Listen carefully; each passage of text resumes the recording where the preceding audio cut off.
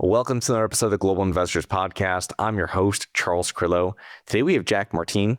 He is a co-founder and chief investment officer of 5210. So it's an Arizona-based investment firm specializing in the acquisition and reposition of mobile home parks. The firm is vertically integrated and manages 1,800 lots across 5 states and currently with $60 million of private investor capital. Jack's experience includes general contracting, development, capital management, and the acquisition and disposition of over $450 million worth of residential and commercial real estate. After serving in the U.S. Army, Jack became a general contractor specializing in land and custom home development, and then spent 14 years with an Arizona-based real estate firm where he acquired and sold over 2,000 single-family homes, over 900 apartment units, and mobile home park lots. So Jack, thank you so much for coming on the show today. Well, thank you for the invitation. Excited to share with your audience a little more about this unique niche of mobile home parks. Yeah, that's definitely what we want to get into. Before I went over a little bit about yourself, both personally and professionally, but if you can expand a little bit on kind of what got you to 5210 and doing everything you're doing there. Yeah, so I've been in real estate most of my life. Going all the way back to my initial attraction was in the military and listening to late night TV and Carlton Sheets. I don't know if you know who Carlton Sheets is. That means you're probably around 50 years old. No, my dad bought those programs back in like the 90s or so. He's literally originally when he was only about 45 minutes north of me here in Florida in Stewart. Okay. But there you go. Yeah, I know those shoots. The idea or the seed was planted while I was an 18-year-old in the U.S. Army. But yeah, so then I did all manner of real estate until I tripped over mobile home parks. And, I had originally thought the same thing that most people think, which is, the stereotype of mobile home parks is that they're trailer trash and it's kind of the, ugly stepchild of real estate. And, it doesn't appear to be attractive. But when you own one and you find out how stable they are and what steady kind of permanent cash flow they can produce, and then now with the recent tax changes, what tax benefits that you can get, like there's just nothing that compares. So, having been in many other asset classes and then tripped over this, I decided to build a company that is specifically focused on the acquisition and reposition of mobile home parks. Other than Carlton Sheets, was there anything else that really preempted you to get into real estate investing? Did somebody a mentor you had, maybe in a different line of work? I think it was just a pathway that I was put on. So I was a general contractor, and you make more money if you buy the land and build the home than you do if you're just the builder that builds the home. So it just seemed like it was kind of a natural path. As a person who has the talents and skills to renovate single family homes, you make more money if you buy the home and renovate it than you do if you're just a contractor who does the renovations. So it just seemed like a natural path to me. One thing led to another, and pretty soon I was doing a couple hundred homes a year and, 500 apartment units a year. And, scale has always been an interest to me. Yeah. Makes perfect sense. So what was kind of got you into mobile home park investing? And one thing I found interesting about mobile home parks is that many decades back, somebody wanted to sell my dad a junkyard, auto salvage yard, and my dad didn't want to buy it. And the guy's pitch was really, they're not making any more of them. And it's the same thing I see with mobile home parks. But how did you stumble into it from maybe some of the other asset classes you were working in residential? Yeah, so I didn't purposefully pursue mobile home parks. What had happened was I was looking to purchase a vacant apartment building, and the city said that you couldn't bring that back online as an apartment building because it had lost its conditional use permit. And in order to use it as an apartment again, you needed more parking. Right next door, there was a small mobile home park that its land would satisfy the parking requirement. So I purchased the mobile home park, went back to the city. Long story short, we never wanted that mobile home or that apartment to come back online. Today, that's a government office, by the way. So I own this mobile home park. So I thought, well, this is no different than apartments. It's just many people living on one piece of land. Then I discovered how wrong I was. They're distant cousins. Yes, the similarity is there's many people living on the same land, but the difference between a mobile home park and an apartment building for your audience, mobile home park is really a giant parking lot. As the owner of the park, I own the parking lot. I own all the parking spaces. I own the roads and any kind of common amenities if there's a clubhouse or an office or something like that. But I do not own the homes. Those are owned by the tenants. I'm renting parking spaces. I'm not renting real estate. So I don't take care of the maintenance on the homes. I just set the rules with respect to what it needs to look like. And the tenants have to abide by those rules, but they pay me a monthly lot rent for every month that their home sits on my parking space. So the neat thing about mobile homes parks is that the mobile homes rarely ever move. So if you think about the tenant mindset in an apartment complex or a single family rental or a condo or any kind of residential real estate, their mindset is this is temporary. I'm going to live here until something better comes along. Whereas in the mobile home park, the mindset is I'm a homeowner. I own this home. I don't intend to move. So the outcome is it's very, very stable cash flow. You don't have turnover like you do. Well, you don't, there's not, this pace of turnover is extremely low in comparison to other asset classes. So we'll still have tenants who sell their homes because they're moving to the other side of the country. But we don't have to reposition the unit. We don't have to put it for sale. We're not the one who has to handle that transaction. We just approve the new owner of the home to be a resident in our park who pays the lot rent. So the last month, the prior owner of the home paid the lot rent. This month, the new owner pays the lot rent. So when you discover the difference, then you start to appreciate why it's kind of the secret asset class that most people would otherwise not pursue. But to your point, they're not making any more of them. Now, again, they are making a few of them, but they're going away faster than they're being built. So there's about 10 new mobile home parks of size built in the United States every year. If you compare that to apartments, there's probably 10 new apartment buildings coming online 10 miles from where you're sitting in the next 12 months, right? And they're being knocked over for redevelopment at an alarming pace. So there's a scarcity component to the mobile home park business, and that's very attractive. So can you kind of break down a little bit more on your investment strategy and your criteria? So some of the markets that you guys are focusing on, what types of actual parks you are targeting? Yeah, so we're pretty picky. We're not the group that buys a deal just to buy it, just to deploy capital. You know, I like to be in a position where if I'm buying this real estate, I love it and I want to own it indefinitely. So it's kind of like looking at a marriage. You know, I'm going to be married to this property for at least 10 years. So I better not just like it, but I better love it. As it relates to the markets, we're not necessarily focused on a specific market, but there's about 22 states that we like. Those states have markets where median home values are 300,000 or greater. They have favorable landlord-tenant regulations. So likely the coastal states, everything up in the Northeast, states like Colorado, Illinois, Minnesota, where they're pretty blue states and there's rent control or there's whispers of rent control. We don't want to be in a position where we can't execute our strategy because of some regulatory changes. So we like to stay in states where we're pretty confident that the runway for the next 10 years is going to be favorable to the landlord tenant relationship. And then the quality and size of the asset would be the third thing that we look at. So we're really not interested in acquiring a park unless it's, over $10 million. And that usually equates to 100 lots or more. And then we'd like to be of quality where you can get agency debt. So that's usually going to be, in the apartment world, you'd call that like a, B- asset. We want to be in that type of quality or above. No, that makes perfect sense. So that was one of my other questions too, is how you finance it. But with agency debt, obviously they have to be a little bit higher quality properties, like I guess your A and B class mobile home assets, to be able to get that that type of financing from the government.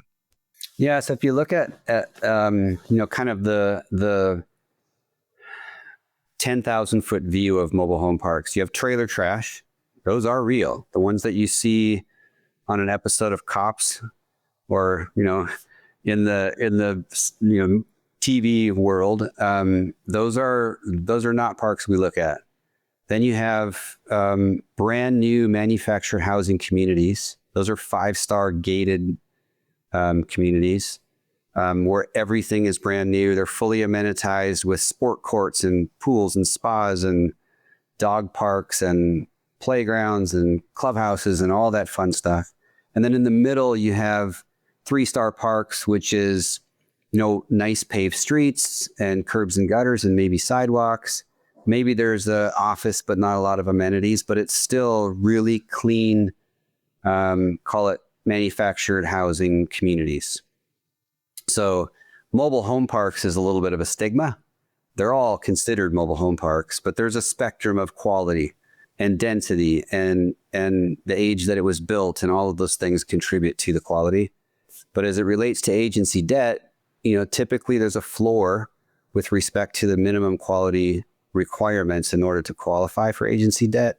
And that's going to be wide paved streets. It's going to be, 10 homes per acre or less. It's going to be paved parking areas. There's going to be some pretty simple requirements that would cause that to be a nice mobile home community. When you're acquiring these assets, are they coming from mom and pop owners, or since they're larger $10 million plus assets, are they really coming from other investment groups? It depends. I mean, historically, they're more mom and pop, or let's say, a intelligent real estate investor who owns a single park and then he owns a bunch of other commercial real estate.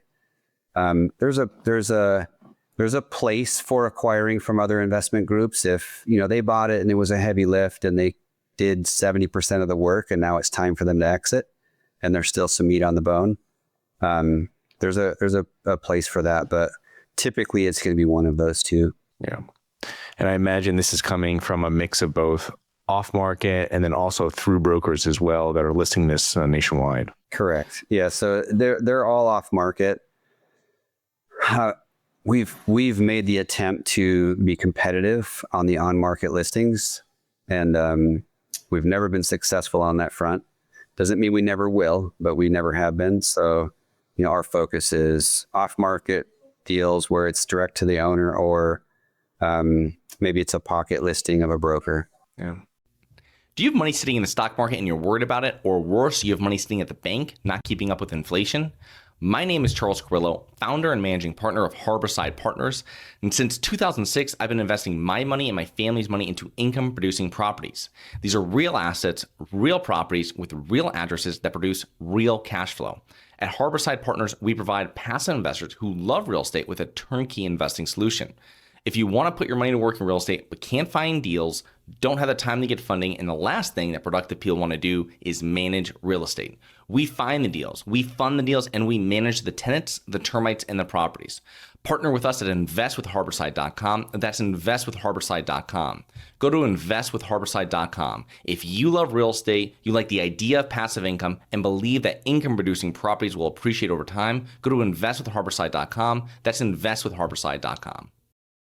So one thing you mentioned about not owning the homes, and when I've spoken to mobile home and park investors, that's kind of like the kind of the gray area where you're buying parks. And if you start buying them with homes and you're owning the homes, you become almost like a D-class, C-minus landlord, right? How are you? I imagine some of the parks you are buying, they have some park-owned homes. How do you handle that during the acquisition and during your value add renovation stages? Yeah, so we're not really concerned about a small percentage of park-owned inventory when we buy a mobile home park. As long as it's not 70% or 60% of the inventory. Typically, when you see really high park-owned inventory, that means it's difficult to sell homes in that market.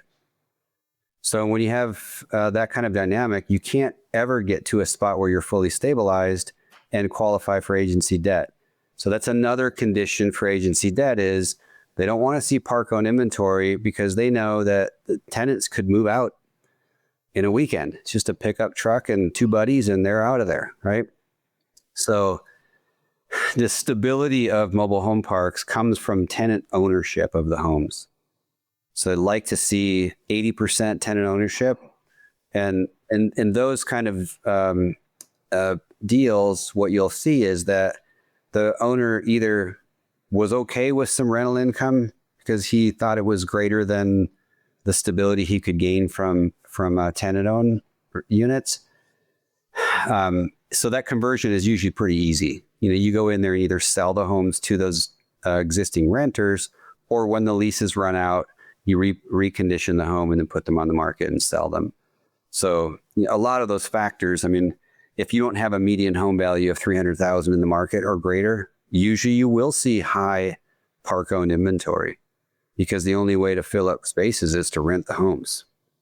So it's not a primary strategy, but if we love the real estate, we can reposition park-owned inventory to tenant-owned pretty easily. Interesting. So with, you have 1,800 lots right now, and when there's a asset class that becomes very popular, and we've seen this through all real estate classes, industrial coming through now, mobile home parks is another one of them, that are really gaining the attention of large players, Blackstone, Carlyle, and that have very long time horizons when they're buying these properties.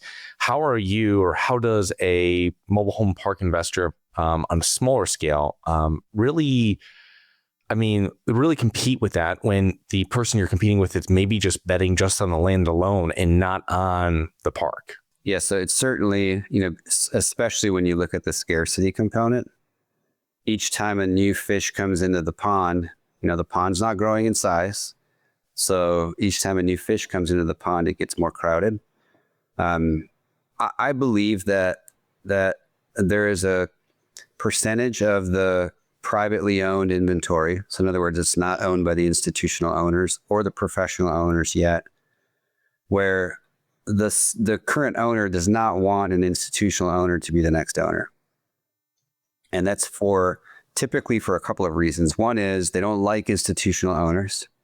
Two is they have a relationship with the existing tenant base, and they're afraid that if an institutional owner takes over, their tenants become, the institutional owners could be a vulture to their tenants.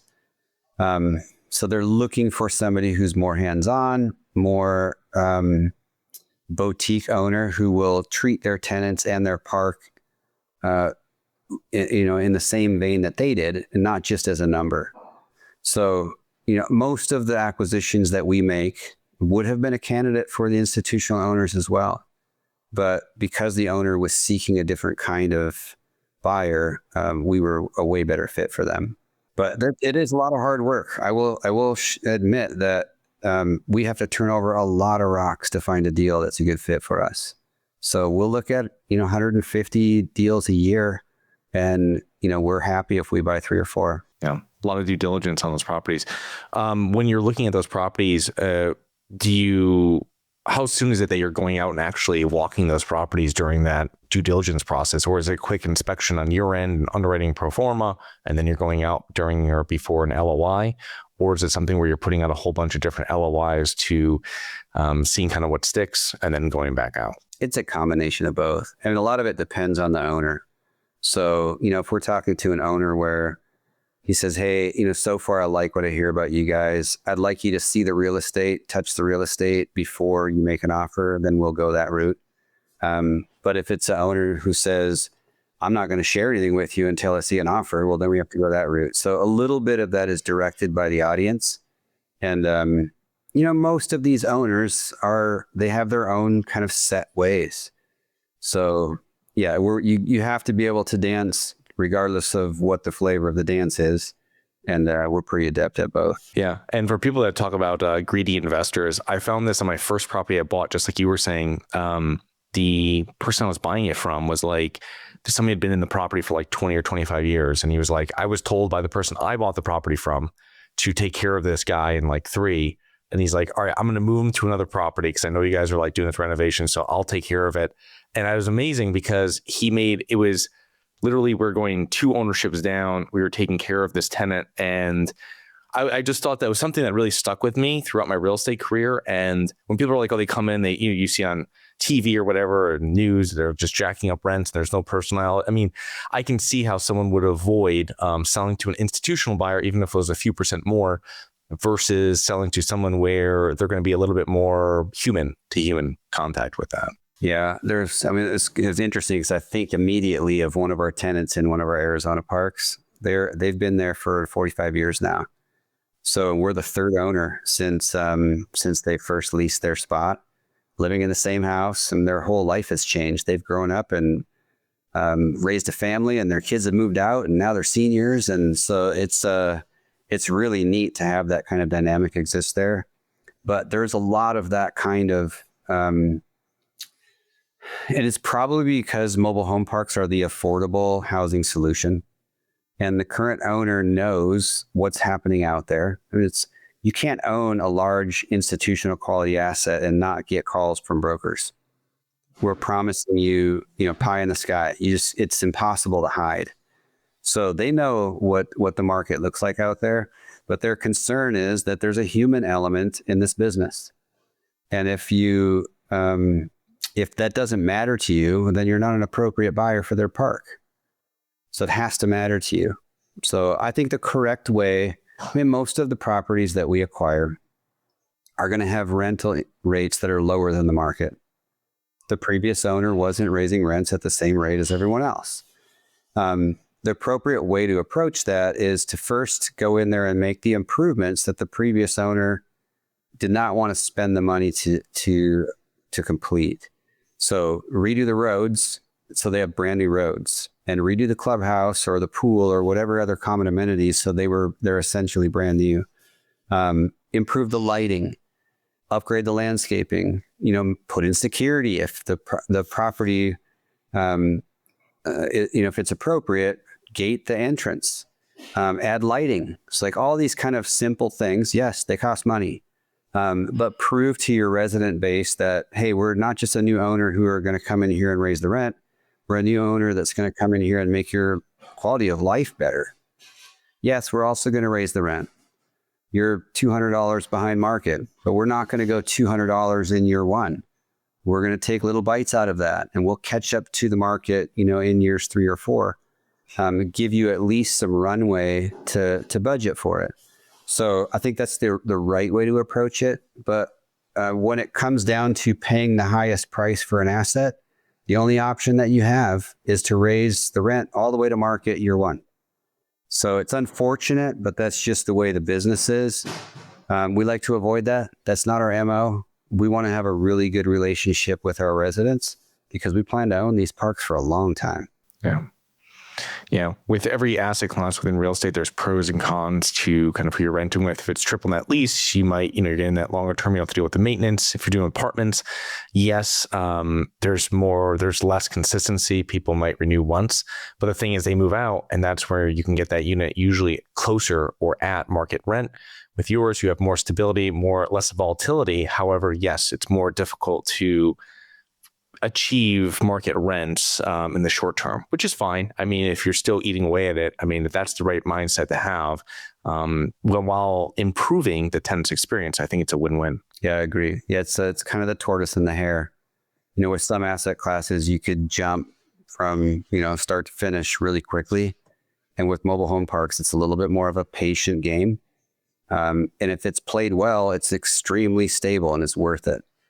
But I know we used to do apartments, and we would empty half the apartment unit where the rents were $600.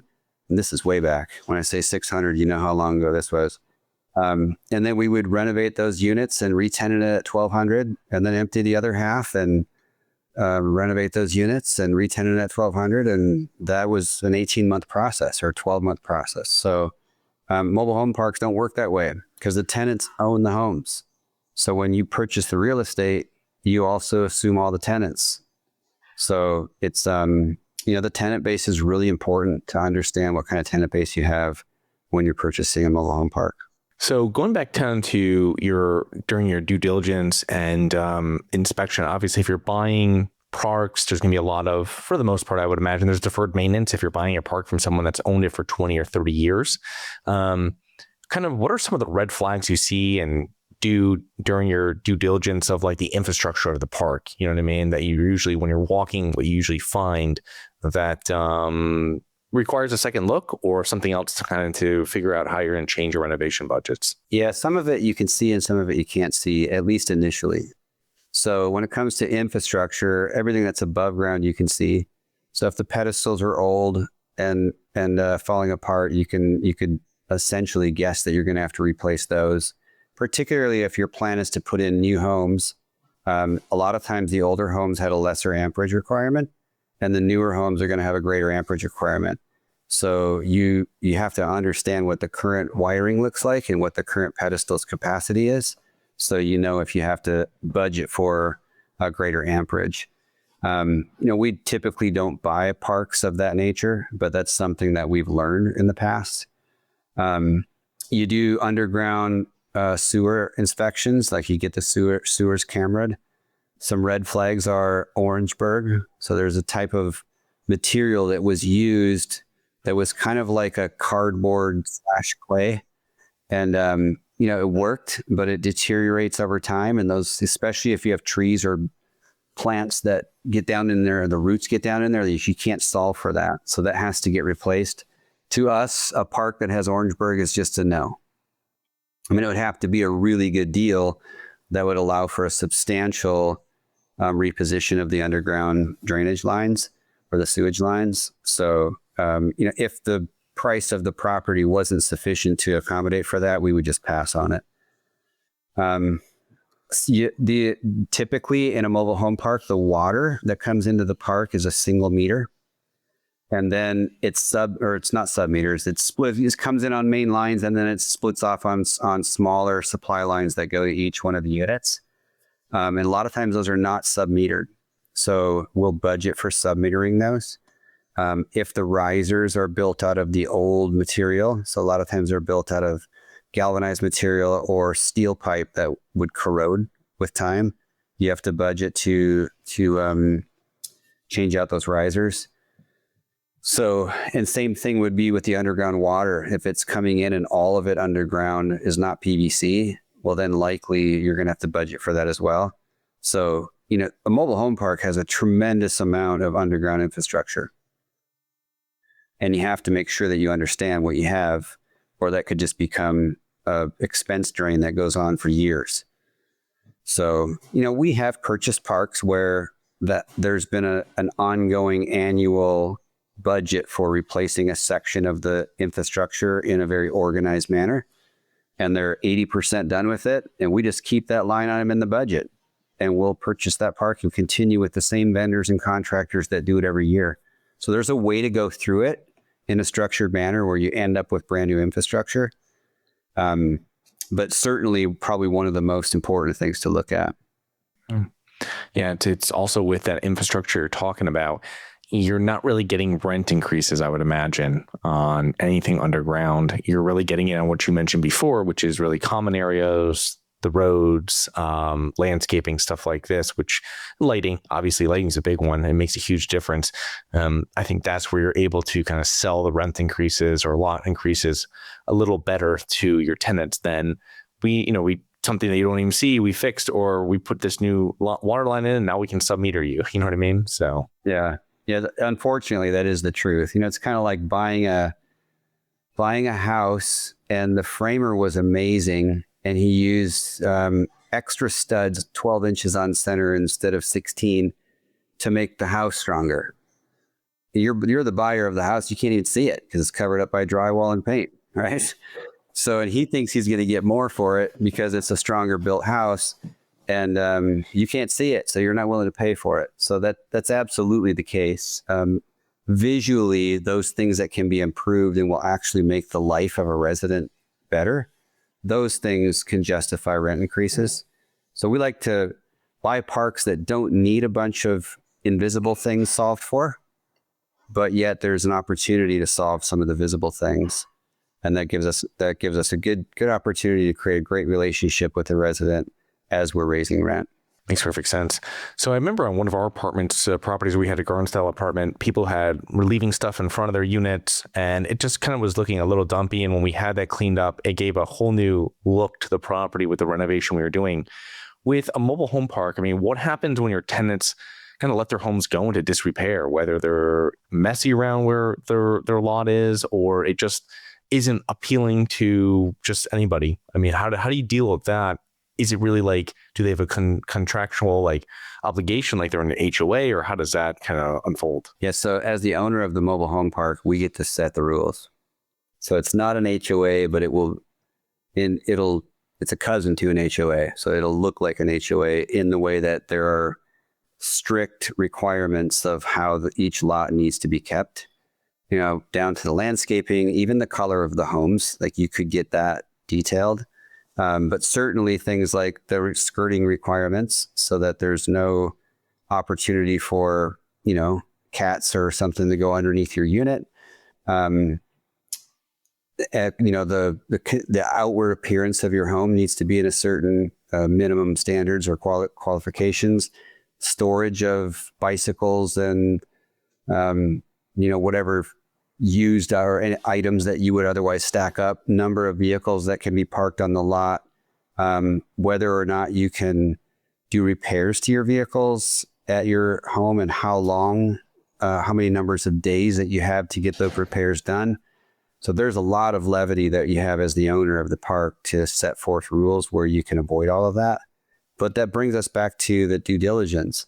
If you're driving through a mobile home park and you're doing your initial inspections and you see that rampant everywhere, what you know is you have a heavy lift project to recondition the behavior of your resident pool. So you have to ask yourself if you want to go through that work. If they're used to the prior owner saying, oh yeah, free for all, do whatever you want. And now you're going to come in and set new rules and you have to move them from where they were to where you're going. That might be difficult or impossible to achieve.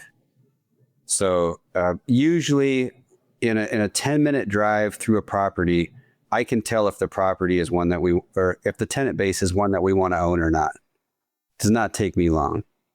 So, but that's another piece of due diligence for us. So Jack, kind of as we're wrapping up here, what would you say are common mistakes you see mobile home park investors make?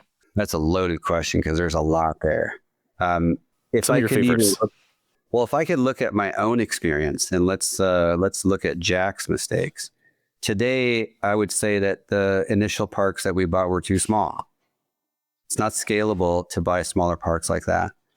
So I think that if somebody's trying to build scale in a mobile home park portfolio, buying 20, 30, 40 space parks is going to be too small for you.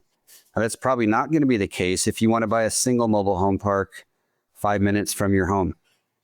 That could be the best investment you ever owned because you can own and manage it yourself and you don't need any on-site management or maintenance. So you could just manage it yourself. So it really depends on your strategy.